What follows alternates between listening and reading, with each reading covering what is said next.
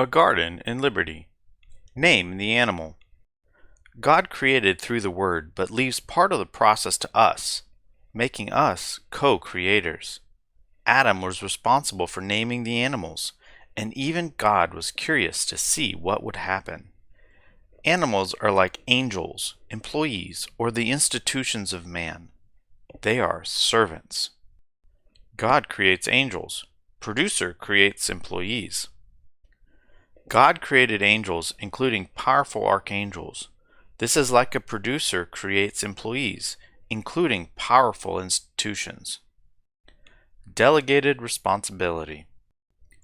Angels, like employees, have authority delegated to them by their owner, but owners can only transfer responsibility able to be delegated within natural law.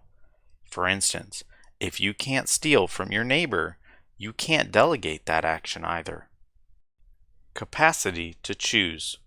Angels, like animals, must have some capacity of choice, otherwise the fall of man couldn't occur.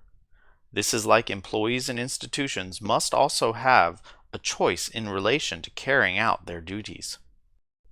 Designed to serve. Every angel or animal is intended to serve a purpose that is defined by its owner. This is like humans enter into a servant role by accepting a position of employment. Employees voluntarily agree to the owner's terms of employment to serve as designed. Ownership. Adam inherits ownership simply by being the Son of God. He is to align himself with God's word and natural laws, not the policies of Lucifer or civil laws per se. Nullification. The right of ownership inherently includes the capacity to reject consent. Adam can negate, even override the decisions made by the servants. This is like the people can directly nullify or void civil laws passed by politicians. Angels, animals, employees, institutions. Adam's ownership includes the authority over servants.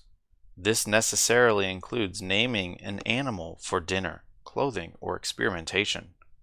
This is like eliminating a job role or abolishing an entire institution. Self-defense.